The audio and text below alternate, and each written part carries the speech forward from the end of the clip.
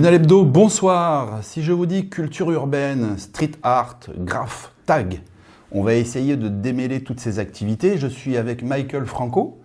Bonsoir. Qui va essayer de nous expliquer un peu quelles sont les différences, parce que pour le grand public, culture urbaine, qu'est-ce que ça veut dire? Alors dites-nous. Alors, culture urbaine, ça va être tout ce qui va être axé sur hip-hop. Ça peut être de la danse, du rap, du graffiti, du tag. Et ces derniers temps, le tag s'est un petit peu démocratisé. Ouais. Donc, de base, c'est du lettrage. Et là, on est parti un petit peu plus sur du personnage, des fresques un peu plus élaborées. Et du coup, ça s'est développé en tant que street art. Oui, tout en sachant que ça s'adapte à un mobilier urbain, éventuellement. Oui. C'est ça? Alors de base, oui, de base c'est sur du mobilier urbain. Et ensuite, il y a des personnes, des artistes qui se sont vachement fait remarquer. Et du coup, ils se sont, on va dire, professionnalisés. Et du coup, maintenant, ils font des fresques pour particuliers, entreprises, etc. C'était un peu marginal, hein, fut un temps, Oui, c'est ça. et où C'est vrai. d'ailleurs c'était illégal complètement, hein, je Ouais. crois, hein, de faire du graphe ou même sur des murs plus ou moins abandonnés. Et je crois qu'il fallait avoir des autorisations. Hein, Alors à l'époque, il n'y avait même pas d'autorisation. même pas d'autorisation, Du je veux coup, dire. c'était carrément illégal. C'est ça, ouais. Et comme je vous avais dit, en fait, avec le temps, il y a des artistes qui se sont fait un petit peu plus remarquer, qui commencent à être repérés par des galeries d'art, etc., etc. Et du coup, ça s'est vachement développé et démocratisé aux yeux de tout le monde, en fait. Ouais, c'est ça. Hein. Alors vous êtes spécialisé dans une activité précise, enfin précise. Vous suivez un courant, on va dire. On n'est pas dans la danse, on n'est pas dans la Non, musique, on c'est est ça. plutôt dans l'expression picturale, on va dire. Graphe. Oui, c'est du street art, tout simplement. C'est avec une bombe de peinture. Donc, c'est inspiré du tag Ouais. et du hip-hop, parce que je suis un enfant des années 90, donc je suis né j'ai baigné dans tout ça. Et moi, j'étais la personne qui faisait du graphe. Ouais. Déjà très tôt. Depuis mes 10 ans. Parce que j'allais justement vous demander comment ça vous est venu cette passion pour le street art. Alors, déjà, je suis d'une famille qui est vachement dessinateur. Et moi, ça a été, comme il y a eu la vague du hip-hop en même temps, moi, ça a été vraiment, j'ai Vous, flashé sur ça. vous avez suivi cette mode, ce courant, ce C'est ça. nouveau mouvement? J'y ai pris goût, en fait, et impossible de m'arrêter. Parce que j'imagine que vous êtes autodidacte, pardon, vous n'avez pas suivi de formation. Parce que est-ce qu'il y a des formations pour cette Alors, activité? moi, je suis autodidacte, donc j'ai appris tout seul, parce qu'à l'époque, de toute façon, il n'y avait pas trop de... On n'était pas très encadré, on va dire. Et donc j'ai appris tout seul et je me suis développé au fil du temps. Après, je me suis inspiré de ce que je voyais sur Internet, dans la rue, etc. Et après, au niveau du développement des personnages, tout ce qui va être personnage, paysage, etc., ça, il y a des cours qui existent. C'est des cours de dessin, tout simplement, où on vous apprend la 3D, etc. Tout ce qu'on peut développer sur ce domaine. Avec les outils dont on parle, bombes, et enfin, ce Alors, qu'on utilise on commence sur une feuille avec un crayon, tout simplement. Une fois qu'on a fait sur une feuille, on essaye de le refaire à la bombe. Ce que j'allais vous dire justement. Alors le point de départ, c'est une esquisse format réduit. C'est ça, un format C'est ça? A4, tout simplement. On fait une esquisse, on essaie de mettre un peu des couleurs, etc. Et puis, dès que c'est bon pour nous, on Ouais. essaie de le Et là, il y a reproduire sur un deux mur. solutions. C'est soit vous répondez à une commande Oui, précise, soit vous faites ça spontanément et c'est ça. un thème qui vous tient à cœur ou que vous aimeriez éventuellement vendre, parce qu'on peut parler de vente aussi. Donc deux possibilités. Oui, alors, dans mes débuts, c'était plus des choses qui me tenaient à cœur. Et par la suite, j'ai des gens qui ont apprécié ce que je faisais. Et du coup, on m'a demandé des œuvres un peu plus particulières, qui les touchaient plus à eux. Mhm. Mais est-ce que c'est pas compliqué? Parce que justement, euh, j'imagine un client vient me voir et dit voilà, j'aimerais que vous me présentiez, je sais pas quoi, un skater ou je sais pas. Comment vous faites là? Parce qu'il y a une infinité de possibilités. tant au niveau de l'angle de vue, de couleur, de forme. Alors comment vous faites là? Parce que c'est tellement vaste. Hein. Oui, c'est vrai. Alors, déjà, je demande au client un peu plus de précision. S'il aimerait qu'il fasse une figure particulière, par exemple, le skater. Et ensuite, je me rapproche d'Internet. Je vais voir un petit peu ce qui se fait en termes de photos, etc. Et j'essaie de jumeler des photos qui soient assez ergonomiques avec le thème de ce que le client demande. Ah ouais. Mais est-ce qu'il y a des sujets qui ne s'adaptent pas, par exemple? Franchement, aucun. Vous Aucun. pouvez rendre justement... C'est la magie de la bombe en fait. La Oui, bombe, ouais. ça sort une. Ça vous est jamais arrivé de dire, bon, cette personne me demande un sujet, mais franchement, rien à voir, quoi. Et malgré ce, bah, je vais rendre ça lisible et je vais le traiter de la façon qui me plaît. C'est ça. C'est ça. En fait, on adapte un petit peu. En fait, chaque artiste a sa patte aussi. Donc, il va adapter le thème de la personne avec sa patte aussi. Et en fait, la magie de la bombe, c'est que c'est pas de la peinture avec du pinceau. Donc, quand on peint, on n'a pas la trace du pinceau. C'est vraiment de la peinture qui se pose sur l'œuvre. Donc, on peut créer toutes sortes de dégradés, des effets de brillance. C'est ce qui fait qu'on peut tout faire. Mais vous utilisez que de la bombe? Moi, oui, que de la bombe. Parce que Sur gros format. Sur Ouais. grand format. Parce que j'allais dire, la différence avec des traits nets, c'est que ça donne de la rigidité. Vous voyez ce que je veux dire? Oui. De la bombe, ça fait quand même un effet toujours un peu doux, un peu flou, non? Mais en fait, vous avez maintenant, à l'époque, oui, c'était comme ça. Avec le temps, ils ont développé des buses, des capuchons de bombe, en fait, Ça, c'est le réglage de... voilà, qui c'est permet ça. d'avoir une sortie plus petite, plus grande, etc. Et donc avec ça, on joue. Et le geste aussi de la bombe fait que le trait sera plus net, en fait. Oui, oui. Donc il faut avoir quand même une gestuelle assez Une pratique, ouais. Il fluide. faut des heures de pratique. C'est ça? Ça Ouais. s'acquiert pas comme ça du jour au lendemain. Hein. Non. Parce qu'au début, il doit y avoir des hésitations, non? Je pense Ah que oui. les courbes ne doivent pas être forcément bien droites, c'est Ouais, ça? c'est vrai. Et là, et vous utilisez donc du matériel, alors quoi? Vous avez dit des bombes, mais c'est des bombes de peinture spécifiques ou est-ce qu'il n'y a pas une réglementation? Parce que fut un temps, effectivement, où les graffeurs qui s'exprimaient, ils faisaient ça comme ça spontanément, mais émanation de produits toxiques, non, maintenant il faut faire attention. Alors oui, maintenant, il y a tout un tas de produits pour se protéger. Il y a le masque, il y a des masques exprès avec des filtres. Quand on peint en intérieur, ils ont inventé maintenant des bombes exprès qui sont faites avec des produits recyclés, enfin non chimiques. Mhm.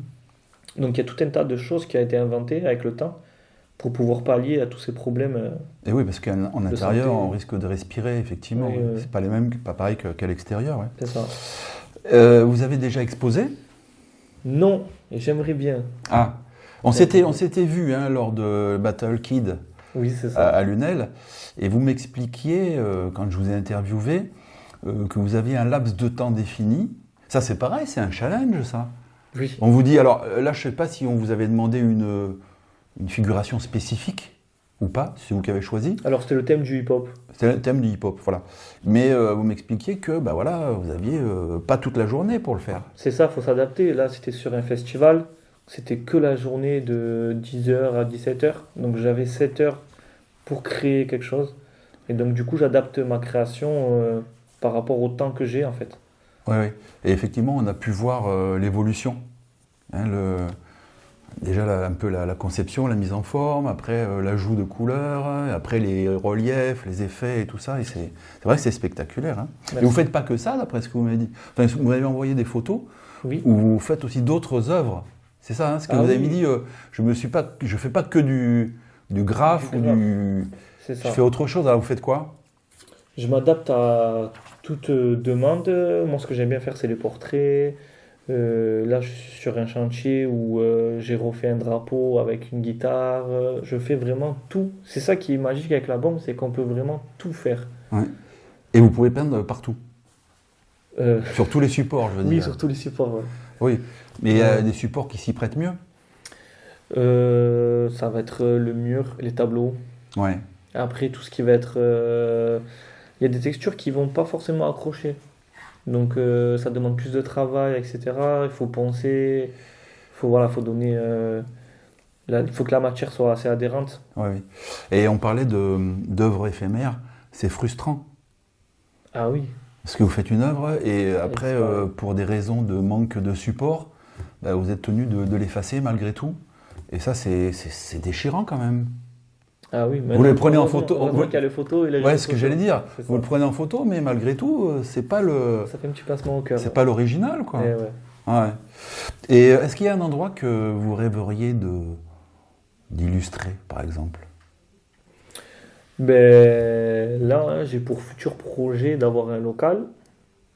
Et du coup, on aimerait ben, développer cette activité Ouais. au travers de vernissage et d'avoir un mur de libre expression Ouais. sur Mais il n'y l'UNED. a pas, par exemple, des lieux que vous avez repérés qui vous tentent ou qui vous disent bah là, je ferais bien un graphe. Parce que moi, Ah quand on oui. se promène à Lunel, on voit des personnes qui ont peint et on se dit oui, pourquoi pas Sur la Roquette, je sais pas si vous voyez, à un moment sur le périphérique, vous voyez, il y a un grand bâtiment qui fait au moins 5 ou 6 étages. Ouais. Il est tout gris. Ça se C'est fait aussi, dommage. ça se fait beaucoup, ça aussi, Oui, ça se fait, hein. les façades comme Mm. ça et beaucoup en trompe-l'œil aussi. Hein. Oui, il y a beaucoup de trompe-l'œil. Après, il faut avoir. En fait, ça se fait avec une nacelle, tout simplement. Ouais. Avec Alors une comme je nacelle. disais, la difficulté, c'est quand même, vous faites une œuvre, mais vous êtes le nez contre le mur quand vous le Mm. faites.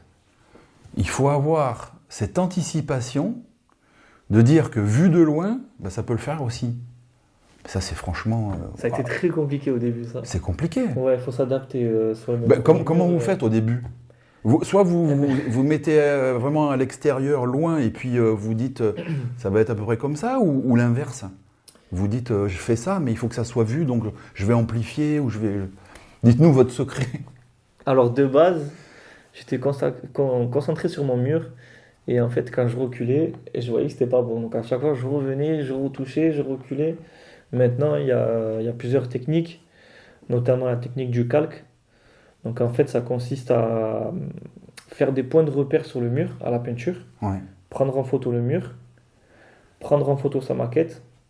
Et sur une application, en fait, on va télécharger la photo du mur et télécharger la photo de la maquette et la mettre en transparence par-dessus la photo du mur. Et avec ça, en fait, on repère, grâce au tri que j'ai fait, je repère en fait où c'est que je vais mettre le nez d'un visage, la bouche, Ouais, ouais. les bras, etc. Ça vous est pas possible de faire une projection?